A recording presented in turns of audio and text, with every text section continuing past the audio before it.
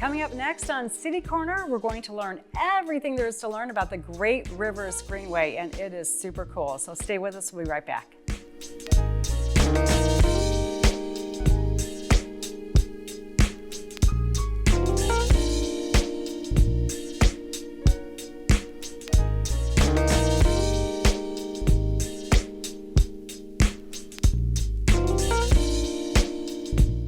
Welcome to City Corner. I'm Sarah Bernard, and we've got something so interesting today. We're going to talk all about the Great Rivers Greenway, and you may not know what that is, but you're going to learn everything along with me because it is very, very interesting and really fun for us here in St. Louis. And we are joined by Emma Klues, who is representing the organization, and you are just a font of knowledge, and I'm so excited to get into all of this. Yeah, thank you for having me. Great to be here. Yeah, I'm so glad you're here. That we all have our perception of what the Great Rivers Greenway is. And I've learned that mine was completely wrong. I was thinking that it was just bike trails, but it is so much more than that. And just from a little bit of conversation we had prior to getting the cameras rolling here. So Emma, tell us, kind of give us maybe the broad view of what it is and when it started and how it started, this Great Rivers Greenway. We're going to get into why it's important for St. Louis in just a few minutes, but give us some of the history. Absolutely. So if people don't know, a greenway is a paved pathway where you can walk, run, push a stroller, roll a wheelchair, ride a bicycle. It's accessible. We've got amenities along the way, drinking fountains, benches, bike racks, things like that, as well as conservation projects. So I kind of think of it as like Trail Plus. So that paved pathway, but then other destinations and connections along the way. And it really got started, it came from the community. So back in the 90s, there was an organization called St. Louis 2004, and they were thinking about 1904 was a big deal for St. Louis, and 100 years later, what's the legacy of our time? Right. So they did extensive community engagement and polled people all over the region and said, what should we be doing? What is the legacy of our time? And people said parks and greenways and connecting things together. So they put that on a ballot, and people voted in the year 2000 to create a tiny sales tax, a fraction of a percent, created our organization to be able to connect St. Louis City, St. Louis County, and St. Charles County all together with a network of greenways. Yeah, that's so interesting. You think from 1904 to 2004, we developed all these interstates and highways that really divided our community. And we lost a lot of that green space and a lot of that ability to get from one place to the other without a car, right? Exactly. So that's what we've kind of getting back to. Yes, we want people to have options, right? So you can use them for transportation, just to get outside and get fresh air, exercise, maybe exploring a new neighborhood or a part of town that you don't always go to. There's lots of ways to use them. Yeah, and in my mind, a lot of times I've thought about it as being for bikers, but what you told me is that the largest percentage of St. Louisans are not on bicycles. They're walking, they're pushing strollers, that kind of thing. Is that right? Exactly right. Yep. So we welcome people to use them however they would like to. About 75% of our traffic, we get about 3 million trips a year, and about 75% of those are walking. So most people are out there walking, just, taking their dog for a walk or with their family. Some folks are riding a bicycle. That's great too. And then, like you said, many other pushing a stroller or rollerblading or a skateboard or whatever, however you want to use them, they're there for you. Okay, so there's all these trails, and they're paved, Yes. All of them. Accessible. So paved Yep. trails that are out there right now, where are they? Because I know we're connecting downtown to St. Louis County, St. Charles County, north, south, east, west, everywhere. Yes. So give us a perspective about where these trails are located. Yeah, we have 140 miles of greenways built to date and more every year. So they are really throughout, like you said, those 3 counties. It's just 120 towns getting on the same page and connecting all together. Oh my. So we work with all of these different communities. Community engagement really drives what we do, and we ask people where they want to connect. So, if you've ever seen the big green bridge over Interstate 44, that's Gravois Greenway, known as Grant's Trail. It goes to Grant's Farm, to the library, lots of destinations there. That's one example. We have the Darden Greenway is in St. Charles County that goes to St. Charles Community College and to several other parks, Legacy Park. If you are in, South St. Louis County, Mississippi Greenway connects through Cliff Cave County Park. If you are perhaps in Pagedale or Wellston area, you've got the St. Vincent Greenway. they really are all over. They're not all connected together yet. So that 140 miles is in bits and pieces. Yeah. But eventually we want, 500 or 600 miles to be able to connect together. That was my next question about the interconnectivity of Yes. these paths and trails and pathways. So are most of them one-way turnaround, or do they loop, or is it all different? They're all different. Yep. Almost every answer is going to be they're all different. Yeah. They reflect the communities that they go through and the priorities. space available. The space available, how do you absolutely. get the space? Like, how does that work? Yeah, so we're working with the willing. We are just seeing where is their space. Maybe we have a really wide street that is overbuilt, and we're able to take a little bit of the space that isn't needed for as many lanes of car traffic as necessary, and maybe we are able to put it on the side of a street. Maybe there's a portion that could go through a park, and so we're working with a partner through a park system that's doing that. Maybe it's on a campus or a business district. It really varies from place to place. Again, what are the community priorities and what is technically possible? Marrying those together and continuing to gut check. Here's what we've heard. Here's what's possible. How does this seem? And so we iterate until we're ready to finally go into construction. So from the first conception of we might put a path in this municipality, how much time are we? Is it years? It is years. Okay. So that also varies, but generally you've got a year or two of listening to the community and doing that planning and figuring out what's possible. Surveying where are the utilities located. Is there an old railroad area that we can use? Do we need to use a part of a street? And then probably another year or two of design and engineering, all of the logistics and getting things literally just how exactly is it going to work.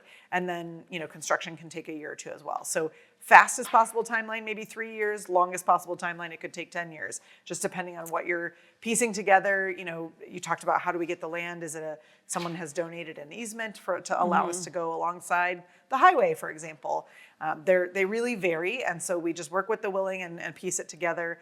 And it can take any number of years depending on the complications and what's needed. This might be a difficult question. So if you don't know, that's totally fine. But how, like right now, 2026, you're projecting out, you're already working on plans for several years out. Yes. Like how many different trails or pathways are you working on like right now for the future? Great question. So we have about 5 miles in construction right now.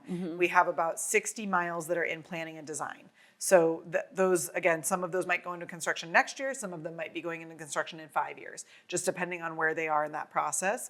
It also depends on if they've gotten a federal grant, if we've maybe gotten some outside funding to help leverage the local dollars that we're stewarding. And so they have different timelines, but right now, we just talked about this morning, 67 projects are in progress. Okay. And those are just in varying different stages of And are planning, design, most of the trails about a mile long, or are some a lot longer? Yeah, it really depends as well. So some Yeah. of what's built, the Mississippi Greenway that goes from the arch all the way up to the Old Chain Rocks Bridge is about 15 miles. And then some of these sometimes might be a quarter mile, and you're just doing one little segment to be able to get it done. A lot of times we are partnering with other entities. For instance, when St. Louis City SC built their new Energizer Stadium, we built the Greenway alongside. We did joint construction, so we could, have one less headache for folks that are nearby there, and save costs by having just one crew out there. Yeah. So that was 2 blocks, but so sometimes it might be very small. Yeah. The segments really vary in length, and sometimes they're building one little chunk at a time. Sometimes we might be building 5 miles at a time. It really depends. And at some point, it's the plan is to connect most of these? Yes. So the vision of the community is an interconnected system of greenways and parks along the way. And this is, again, 500 or 600 miles. The community will tell us, what else are the priorities, but we know we have many decades of work ahead of us. Yeah, because that's going to take some infrastructure, bridges and that kind of thing. Exactly. We have a lot of highways in this town. Highways and rivers and creeks and even just major roads that maybe have off ramps or on ramps that bridges are a great safe amenity to add. Yeah, so the latest and greatest, actually you brought up Energizer Park, is so the one you started a few years ago, those 2 blocks, that's the one that we have opening up right now, Yes, correct? exactly. Yes, Okay. so the latest segment of Brickline Greenway is along Market Street from Compton at Harris-Stowe State University to 20th Street at Energizer Park, the soccer stadium. So it's about a mile, and it's now open. People can go out and enjoy it and use it, and it's not only the Greenway, but it also has major art installation from local artist Damon Davis. He works around the world, but he lives here, and we are really thrilled to have his work honoring the people of Mill Creek Valley. Okay, so tell us a little bit about that. Is that a permanent art installation? Yes, this is a permanent art And installation. sculptures? Yes, they Yeah. are large-scale sculptures. They're both at the soccer stadium at Harristow and one in the middle at Jefferson and Market. And so Mill Creek Valley was a thriving neighborhood, about 20,000 people, 95% of whom were Black. This was our kind of Black Wall Street in the 40s and 50s. And the planning trend at the time was urban renewal. So everyone was displaced and all but about 4 or 5 buildings were completely razed. So this was, the first wrecking ball was in 1959. So a pretty major part of our history of our city, and a lot of folks are not familiar, and so we're thrilled to be working with partners and the residents that are still alive today to be able to honor them through these sculptural pieces. Damon has designed them to look like hourglasses, so the idea is that he wanted to excavate their stories that have kind of been long buried and hoist them up and hold them still in that hourglass, never to be lost to the sands of time again. He's engraved actual quotes from the people who lived there inside of each pillar, so you can see them as you visit, and in the pavement, even in the greenway along the way. And so this was really a way to spark people's curiosity and learn about this story. They can then go to the History Museum, has a great exhibit right now about Mill Creek Valley by curator Gwen Moore. So you can learn all about it. There's all kinds of other ways, but we feel like the greenways are a way to use public art to spark people's curiosity and learn more about their city and their region. Are there other places here in St. Louis where you're using public art in the Greenway? Absolutely, yeah. For instance, up at the Old Chain of Rocks Bridge, at the sort of the edge of our city and county on the north end, we have some beautiful artwork by local artist Samaya Sudith that they did all of the different birds that you might see along the Mississippi Flyway. So these are paintings that are mounted on the panel on the bridge so people can see that, just as an example. Yeah. So I'm sure weather plays obviously a big factor here, but is there certain times of year where you've seen more use of the trails? Yeah, it sort of depends on how people are using them. So certainly, some of the greenways on a sunny Saturday morning are going to be packed with folks that are maybe using them for recreation. And when you move to, say, a rainy Monday morning, you can start to see, oh, this one still has a lot of traffic. They're probably using it for transportation. If you've still got steady traffic on a rainy Monday morning, that's probably using that to commute. And so we're able to kind of get a sense of that, exactly, or maybe walking to the metro to get to work or the bus stop. Sometimes these are, pieced together with other forms of transportation. So we do have some degree of seasonality. St. Louis is all over the board. If you don't like the weather, just wait 20 minutes, right? So we do have people using them 365 days a year, but certainly on some spikes, some of them are more popular than others. And do you have cameras or something that you can tell which trails are being used the most? We have a product that is a little brown pole. If you've ever seen a brown pole out there and you didn't know what it was, it might have been a sensor that's counting you. So it's not cameras. We don't know who the people are, but we are sensing whether people are passing by and whether there's a bike present or not. Okay. So that's how we start to know whether people are walking or biking or something else. This is so interesting. We're going to take a quick break. Emma, when we come back, we're going to learn more about what's coming up in the future for St. Louis and all this great walkability that we all look for. So we'll be right back. Thanks, Emma. Thank you.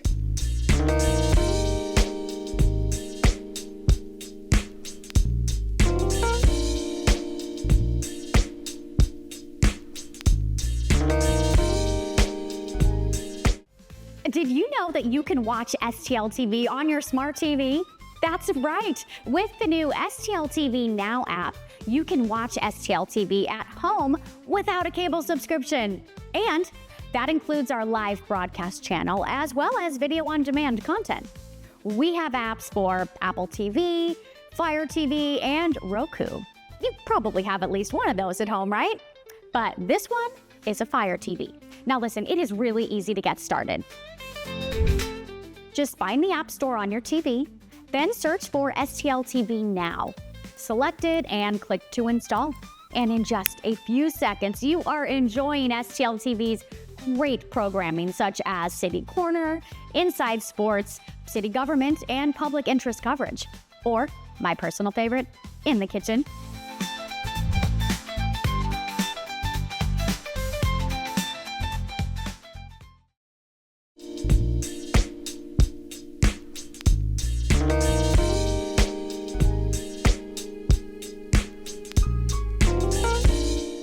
Welcome back to City Corner. I'm Sarah Bernard. We're talking with Emma Klues from the Great Rivers Greenway organization, which is super fascinating. Emma, we just had a really great 15-minute or so conversation about everything that you guys are doing here in St. Louis, and there's so much more to learn. So all these trails out in we've got 2 counties in the city, St. Louis County, St. Charles County, and St. Louis City. Yes. How many trails did you say? It's 140 miles and counting. 140 miles. So like if you want to get some exercise, this is where you need to start if you don't know where to go. But there's a lot of things going on the trails besides just get out there and take a walk or take a bike ride. Activities and things like that. Tell us a little bit about that because you guys are putting a lot of time and effort into these things. Yes, we definitely want to make sure people know that these are their greenways, they're there for you, and we want to welcome and invite you to these spaces. So one of the ways that we do that is our free programs and events. Some of those might be when we have a big grand opening of a new greenway. Some of them might just be ongoing programs. We have walking tours, so you can learn a little bit about the history or the ecology of the place. We have partnership programs with Audubon Society where we do bird watching. Beginner bird watching, you don't have to know anything. Come out to the Greenway.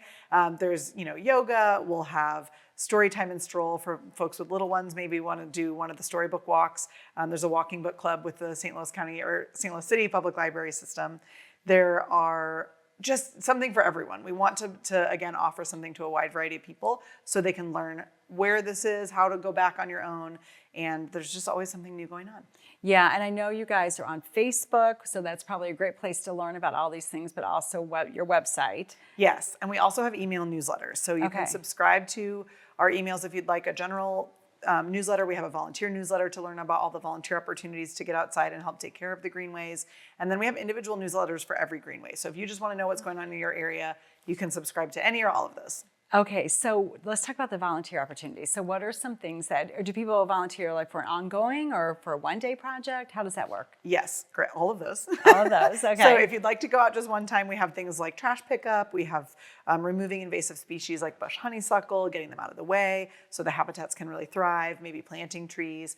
And then if you'd like something that's more regular or consistent, we do have our ambassador program where you can be sort of a trained extension of staff, helping us staff our outreach booth, for instance, at the Earth Day Festival coming up, or at Festival of Nations, or at a block party. And so helping to give out maps, answer people's questions, really chat with community members and help them understand that the greenways are out there for them. So how many volunteers do you all have? You must have quite a crew. Honestly, I think in 2025, there were about 10,000 hours of service given back on the greenways. So that's the equivalent of maybe 4 full-time staff members. Quite a few people are out there helping to make this whole vision come to life, which we really appreciate. Yeah, so all started, we were talking about in the last segment in around 2000, late 90s, right? Late 90s? Yeah, the idea started in the late 90s. The vote was in the year 2000. Was 2000, okay. And so over now it's been 26 years of development. Yes. And you've been there for about 12 years. Yes, so correct. you're very knowledgeable. Yeah. And you were saying that the staff has grown a lot over these years. Yeah, we've really been able to develop, when we first got started, we relied a little more heavily on consultants and experts in the field to help us really get started and get our standards going. But as we've been able to kind of grow up a little bit, we are 26 now, then we've been able to bring a little bit more of that expertise in-house. So now we have about 45 full-time staff members that are in all different departments helping to listen to the community, plan and design, oversee construction, and then help to plan those programs and events, volunteer, helping with the conservation projects. You name it, we have to take care of lots of different things across these 1,200 square miles that we oversee. Yeah, that's amazing. And just the knowledge, the I guess commitment to our community. And that's one thing I just love hearing about these things that are going on in St. Louis, because there's so many great organizations like yours that are really making this such a great community that thrives, and it's easy to live in, easy to raise families in. Yes. So funding for this growing staff and growing projects, how does that work? Yeah, so again, this came from a vote of the community. This was their priority. And so a tiny fraction of a cent sales tax was created that goes back to both the parks departments in those 3 areas, as well as our organization. So local sales tax dollars. So thank you for buying your pants at the mall or wherever you're Right. shopping. And then we leverage that local investment with federal grant opportunities and with a private foundation as well. So the Great Rivers Greenway Foundation, a 501c3 nonprofit, more of a traditional fundraising to be able to accept, corporate donations or individual end of the year gift. We really appreciate the generosity of our donors to help supplement what the taxpayers are doing, and all of these things together can help bring this vision Yeah, I to would life. imagine the people that are using these trails are probably want to see them continue. And, Absolutely. Yeah.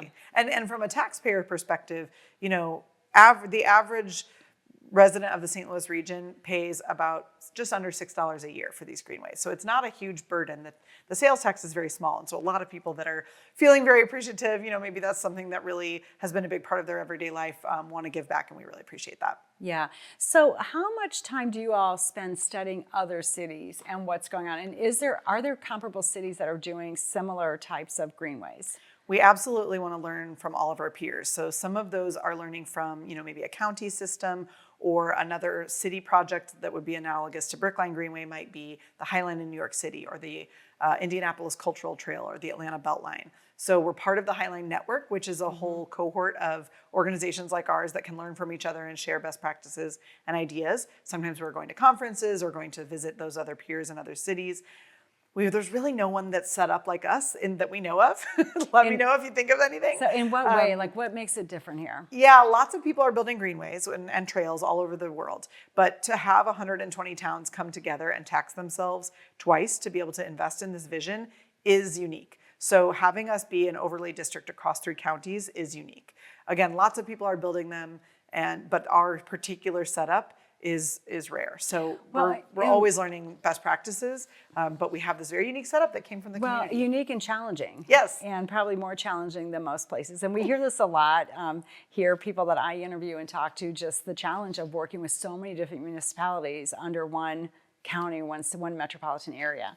But you guys have figured it out. It can be tricky. Yeah. What we always say is the community member that's out on the Greenway doesn't care whether they're morphing into another zip code or ward or town or line. The greenways really transcend all of those barriers and boundaries and really connect us all together. So sometimes when we're building a greenway, we might have 3 miles, but it goes through 4 different towns. And sometimes our first meeting is one of their first meetings as well. They may not always be coordinating together. So this is an opportunity to build that civic collaboration muscle by working on a project that really knits everything together.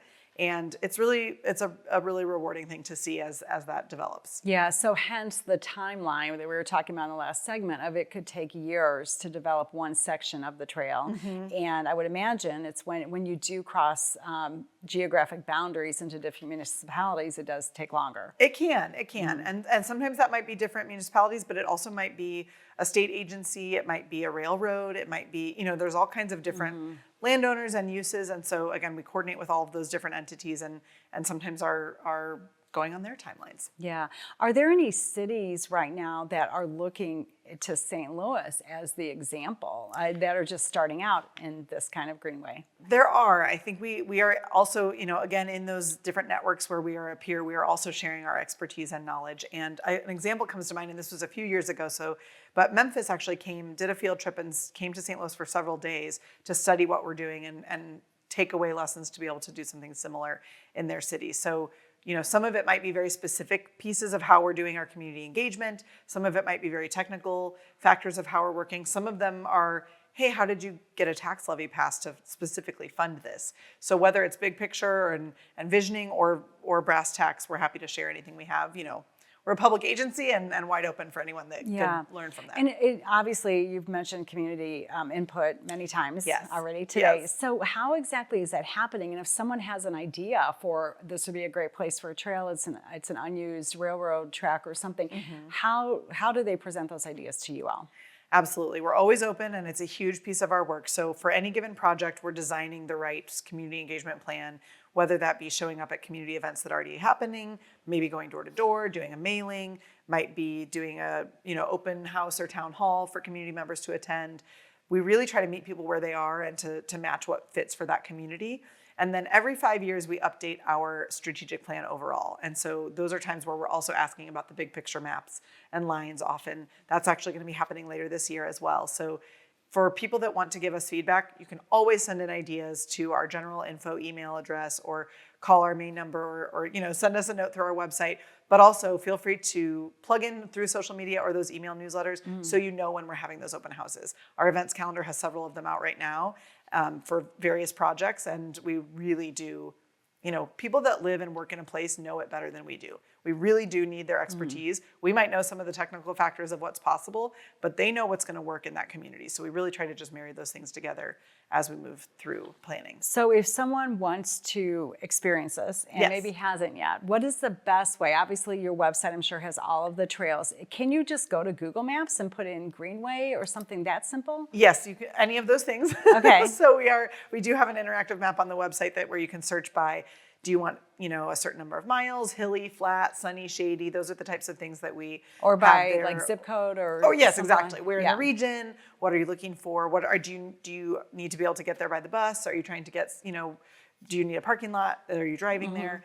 And then I also would say check out that events calendar for all of those free programs and events, because it's a great way to just try one. It's a reason, right? So you think of 140 miles and it might be a little overwhelming. So just go on and find something that sounds fun to do, and that's a way to get started. Yeah. Is there anyone that's done all 140 that's not on the staff? I was going to say I'm very close. I have one more, but we did have a woman named Allison was one of our people of the Greenways that we featured in our website and newsletter. She did them for her birthday, actually. It was a challenge that she did. She was turning 40 and she wanted to do all of them.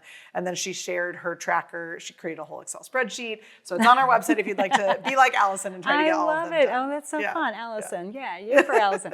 Okay, so the brick line is the next, or the one that's the most recent opening, and that's opening this month, and that's right at Energizer Stadium. We talked about that route. To Compton, exactly. Downtown. What's next after that? Can you tell us? Absolutely. For Brickline Greenway specifically, the next segment that's in construction now is on North Grand. So from Natural Bridge at Fairground Park, which is a very historic, amazing park in our city, south to Cass and over to Spring Avenue. That's under construction now, and we'll go into the second phase of that later this fall, Spring Avenue all the way down to Lindell at St. Louis University campus, so through Grand Center Arts District.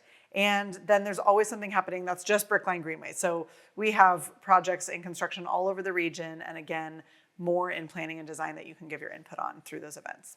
Okay, that's so great. So exciting, Emma. It is. I've learned so much, so I really can't wait to get out there, and I want to be like Allison. I'll make that my challenge for 2026. Excellent. We'll see you on the Greenways. That'll be so fun. But thank you so much for sharing your expertise and all the great things that you guys are doing. And I hope our viewers, get out there and experience some of these trails yourself right here in St. Louis. It's such a gift, really, that we have this here. So thanks for joining us today. Emma, thank you for joining us, and we'll see you all next time on City Corner.